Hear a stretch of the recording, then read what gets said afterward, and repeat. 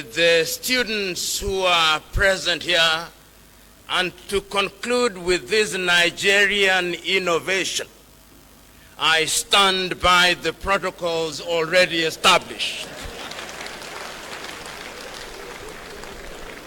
That innovation by Nigeria is as ingenious as it is apt.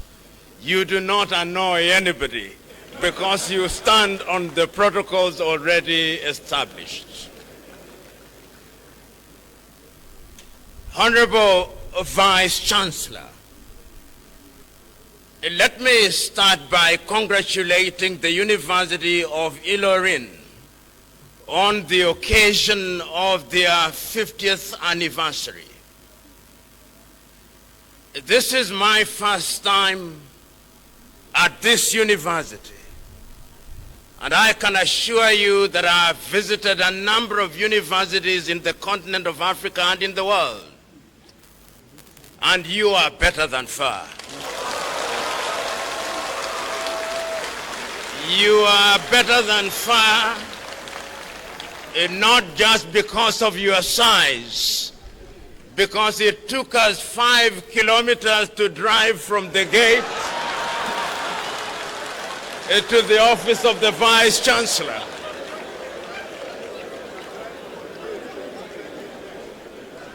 And you know,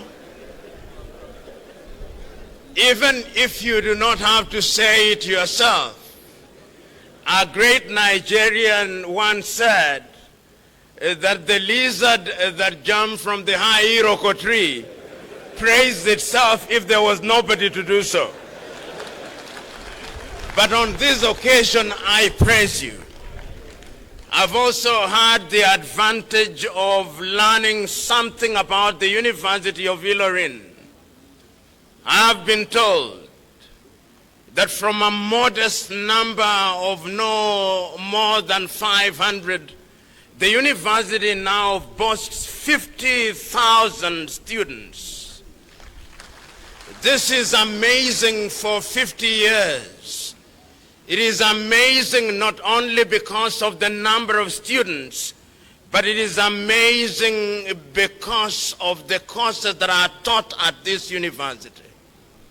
I've been told, and I've had a glimpse of some of the alumni of the University of Ilorin, including the Vice Chancellor himself, who was a PhD student here and whose inaugural address, Judex, I'm just beginning to read. I'm happy to be in this assembly. I'm also happy to be in this assembly because I've met other alumni of this university, the good professor from the University of Bamenda in Cameroon, who is present in this assembly, which is indicative of the fact that this university is spreading its tentacles in the world. During my short stay here, I've also met my good professor from Ethiopia, who is a visiting academic at this university. And as if that was not enough, I've met another professor from Pakistan, which tells me that this university is present in the world. And as if that was not enough, only last evening I listened to the testimony of students who are visiting from Italy, and their greatest pain was that they are leaving Ilorin. So today, when I'm invited to speak about this university, to reflect about the role of universities in Africa and in the world, it gladdens my heart. Honorable Vice Chancellor, the other great thing that I have seen this morning is that your predecessors, those who are still in the land of the living, are here. which is a testament to the fact for those vice chancellors that there is no greater recompense than when your successor succeeds. You are here to celebrate that what you are doing is even being made greater by the current holder of the office of the Vice Chancellor. I say this because we live in a continent where we are always beginning. We live in a continent where our greatest claim to fame is that we want to obliterate the legacy of those who came before us. Yet history is consistent in teaching us that life is a marathon relay race where one generation hands over the baton to another generation. So today, ladies and gentlemen, let us reflect. 50 years ago, in the wisdom of those who are present, it was decided to establish this university. When this university was established, perhaps very few knew that it would acquire the status that it now has. But yet, a great Nigeria once said that when you look at the mouth of a king, you would not know that he too suckled the mother's breasts. And that is also true at the mouth of a queen. Today, when we look at the University of Ilorin, nobody would imagine that only 50 years ago it was a toddler beginning to learn not only to crawl, but even to sit. But 50 years later, we are now witnessing that it has grown into the giant that it is. It is a giant that is acknowledged not only in the community in which it sits. It is a giant that is acknowledged not only in the Kwara state where it sits. It is a giant that is acknowledged not only in Nigeria where she sits. It is a giant that is acknowledged in the continent of Africa and in the world. It is incumbent upon us, therefore, to praise those who thought about the establishment of the University of Ilorin. But as we look to the future and as we celebrate 50 years, it is incumbent upon us that we must not rest on our laurels. It is incumbent upon us to remember that Africa still is punching at the lower levels. It is incumbent upon us to remember that our education is still not revolutionizing our societies as they should. It is incumbent upon us to remember that there is work to be done. You know, we live in a continent which paradoxically and ironically is the richest. If you look at Nigeria alone, what does Nigeria not have? She is famous for her oil, but that is not the end of the story. If you look at the belly of Nigeria, there is no shortage of minerals of one kind or another. Nigeria can be a leading agriculture country. She can be great in that regard. If you look at the human resource that Nigeria has, you'll be amazed. When you travel outside of this continent, whether it is in Europe or America, whether it's in the continent of Africa, whether you are looking for a good engineer, whether you are looking for good professors, where you are looking for good doctors, you will find Nigerians. You know, sometimes Nigerians who have the money leave here to go for medical treatment in Europe and America, and when they go there, they discover that the doctors treating them are Nigerians.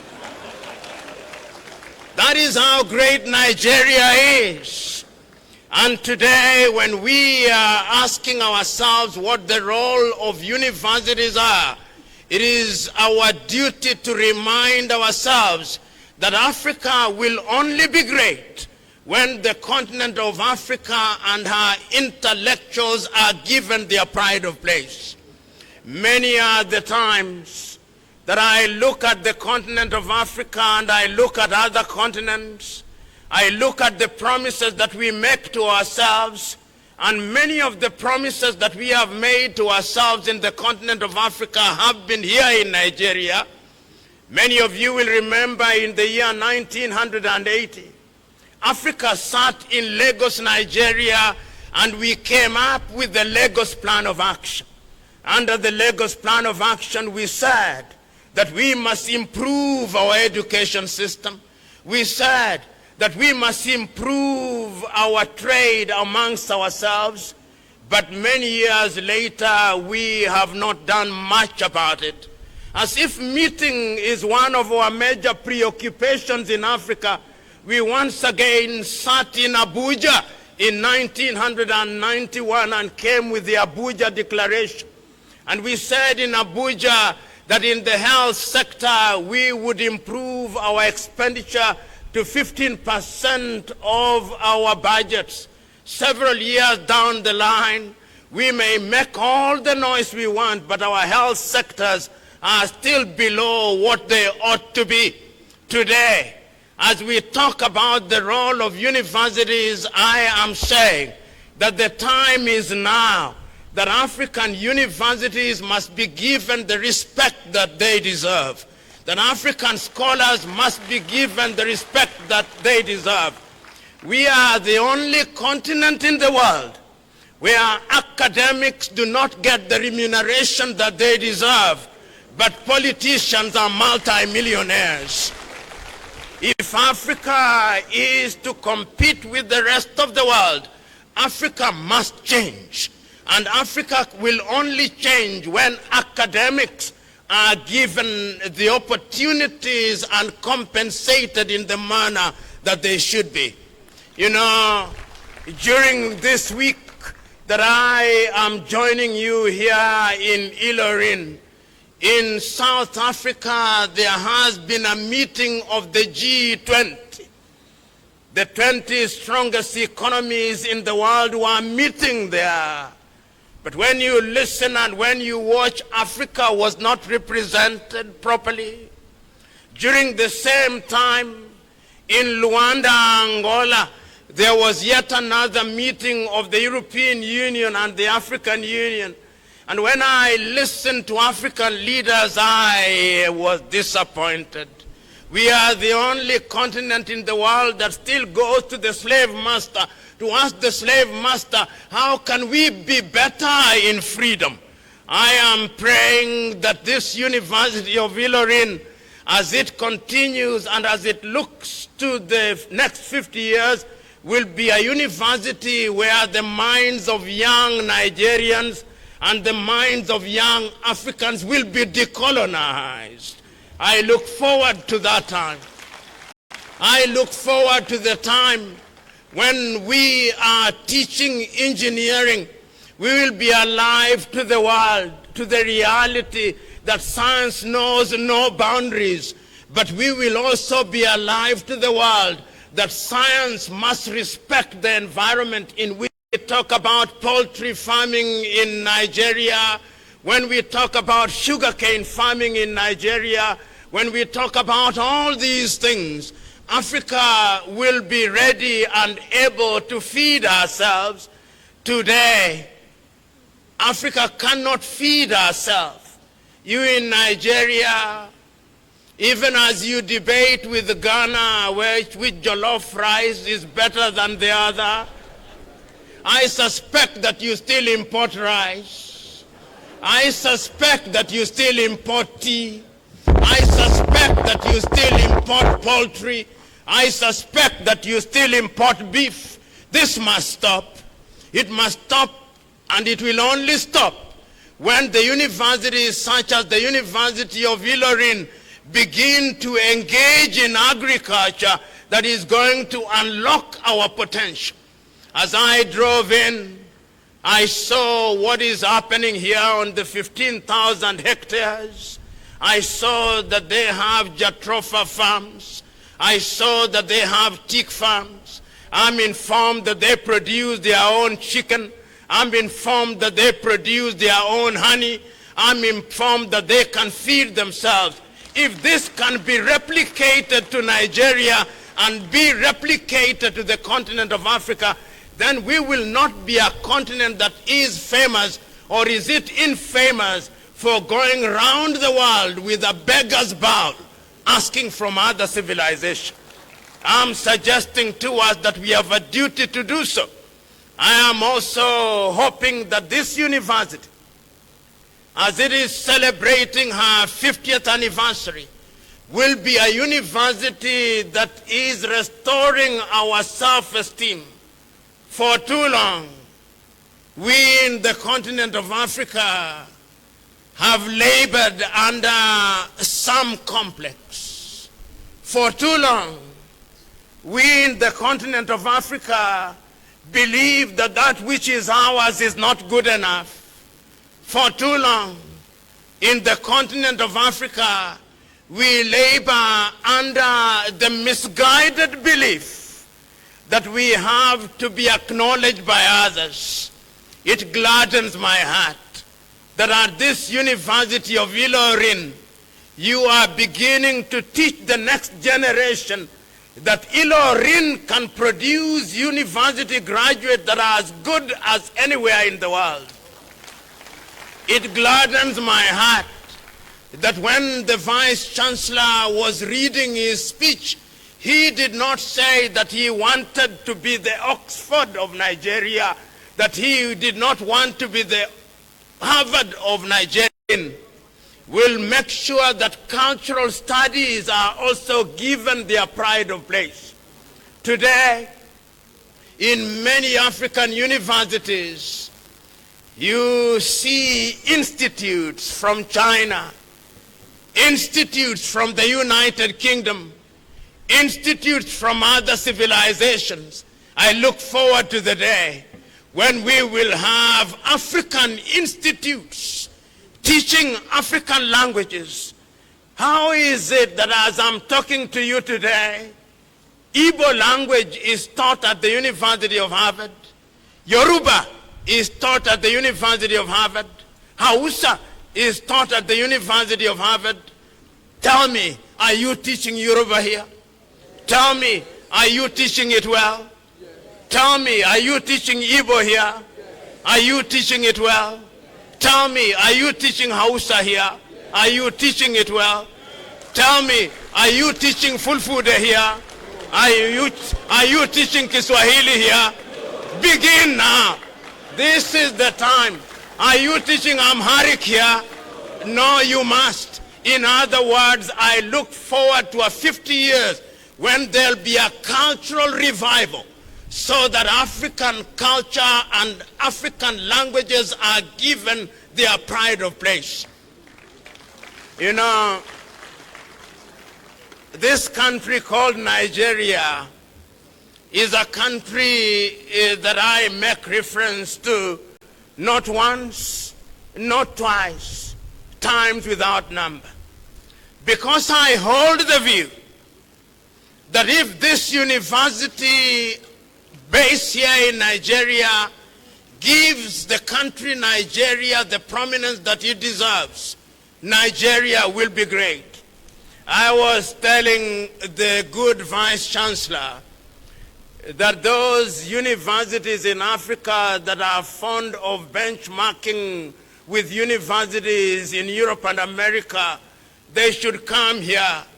And when they come here and they see 15,000 hectares, when they see what is being done here, they will go back and rename themselves glorified high schools rather than universities. And I have no doubt in my mind that that should happen. We have the ability, and if University of Ilorin is just one of the universities in the Federal Republic of Nigeria, then you imagine what Nigeria can do. You imagine what Nigeria can do in research. You imagine what Nigeria can do in the health sector.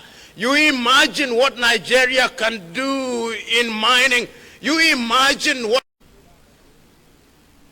Africa is crumbling. If you doubt me, look at what is happening in Sudan. They do not have the luxury of celebrating an anniversary in Khartoum. They are fighting, killing each other. The worst humanitarian situation in the world as I speak. Central African Republic is in crisis. Southern Cameroon, they have not gone to school for the last 3 years or more. Guinea-Bissau, a coup d'etat yesterday. Eastern Congo. Africa is at crossroads. But that is not to say that there are no good things happening in the continent of Africa. There are. There are good things happening in Mauritius. There are good things happening in Little Seychelles. There are good things happening in Namibia. There are good things happening in Botswana. There are good things happening in Rwanda. But they are too small to have the impact that Nigeria would have. 1 out of every African is a Nigerian. And I've said it and I'm saying it again. When you go to any part of the world and you do not find a Nigeria, run away.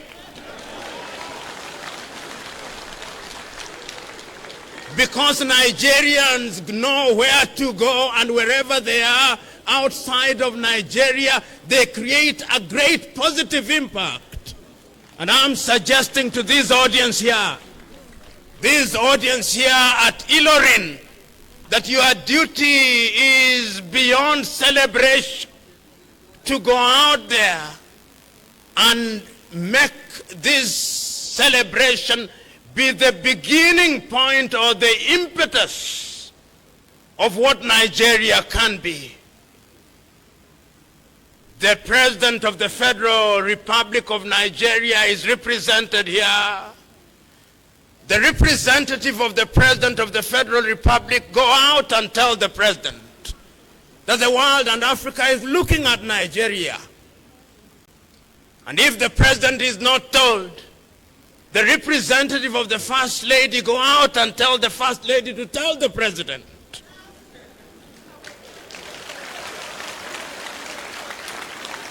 That Nigeria must be great. That Nigeria must be the leader, not only in ECOWAS, but must be the leader in the continent of Africa. On the occasion that Nigeria has led, Africa has been in a celebratory mood. Nigeria led when South Africa was fighting against apartheid. Nigeria led. We never say anything about it. Nigeria led when there was trouble in Liberia and Sierra Leone through ECOMOG, and the countries were stabilized. Nigeria led when the Gambia was about to go down. Whenever Nigeria leads, Africa stabilizes. Don't run away from your role. Don't be too small. And if Nigeria as a country are having difficulties on how to do it, let them come to the University of Ilorin and let them learn from this age-old saying that is, in the same manner you fry a small fish that you fry a big one. Ilorin is the small fish, Nigeria is the big fish. The method of frying never changes. It can be done. Ladies and gentlemen, I'm also speaking to you at a time when Africa is grappling with what she can do in order to be great. In the year 2013, Africans sat in Addis Ababa, Ethiopia, and came up with Africa Agenda 2063. Under that agenda, We made promises to ourselves. We said that we would, as a continent, be a great continent in science, in arts, in culture, in engineering, in all spheres of development, and we came up with the Africa Continental Free Trade Area. I hope that this university will be in the forefront of leading not only free trade, but free movement of people. And I therefore look forward to the day when, if I visit Nigeria, I will not be required to have a visa. I look forward to that day. I look forward to the day when, if I visit Nigeria, I will not be required to fill an entry form. I look forward to that day. I look forward to the day when I leave Nigeria, I will not be required to fill an exit form. I look forward to that day, because Africa will only be great when her sons and daughters have the ability to move from one country to the other, as if the boundaries imposed in Berlin in 1884 were useless imposition. I look forward to that day. And I hope that this great country, Nigeria, will provide leadership in that regard. I look forward to the day when I visit Nigeria and I go to the breakfast room, I will not be drinking Hollandia from Coca-Cola. I will not be taking tea, Nescafe or Lipton from Switzerland and from the United Kingdom, but on my table will be cocoa from Ghana, tea from Kenya, meat from Namibia and Botswana, and the water will be from Nigeria, and the chicken will be from Burkina Faso. I look forward to that day. I look forward to the day when, if I go to buy shoes in Nigeria, it will be from a leather factory in Kaduna, not from Italy. I look forward to that day. And I have no doubt in my mind that the research at the University of Ilorin is going to ensure that we do that. And now, you have also invited me to speak at a time when those who know we are in the cusp of the fourth and fifth industrial revolution. We are in the cusp of artificial intelligence. We are using things that we do not manufacture today. As I speak to you now, some of you are Googling, some of you are on Instagram, some of you are on artificial intelligence, some of you are on Telegram, some of you are on all those things, WhatsApp and all those things. Do you know that those things are foreign and that somebody sitting in the United States of America can switch them off? Do you know? I look forward to the day when this university will be in the forefront of giving us homegrown technology, which is based in Lagos or based here in Kwara State, and that we in the continent of Africa will be consuming what we have produced and not producing what we have not consumed. I look forward to that day. I look forward to the day when our young men and women here in Nigeria and graduates of the University of Ilorin will have the joy to work here in Nigeria and to work in West Africa and to work in the rest of Africa and not dying in the Mediterranean Sea or being humiliated at the embassies of the United States of America. I look forward to the day. I look forward to the day when our young men's mind will be so decolonized that they love the things that we produce. I look forward to that day.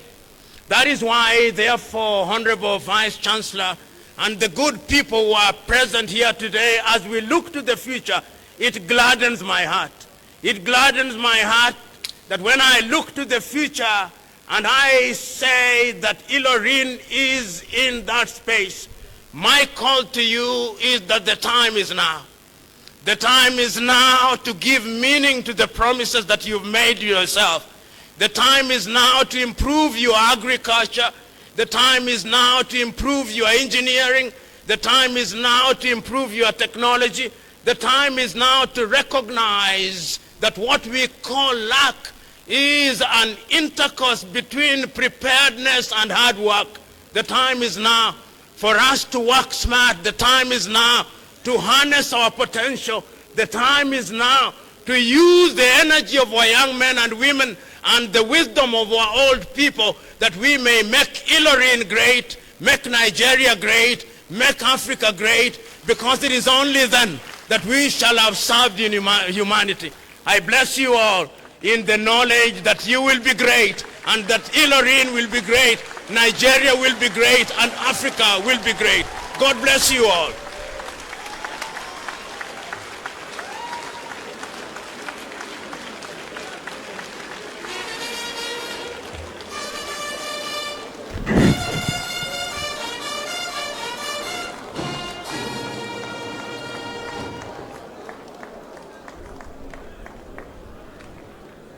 Distinguished ladies and gentlemen, we just listen to the voice that challenges, the voice that inspires, and the voice that never compromises. Please, another round of applause for Professor Loch Otieno Lumumba. Thank you very much, sir. The Chairman, 50th Anniversary Committee. I would like to invite the Vice Chancellor to present gifts to the anniversary lecturer. Mr. Vice Chancellor, sir.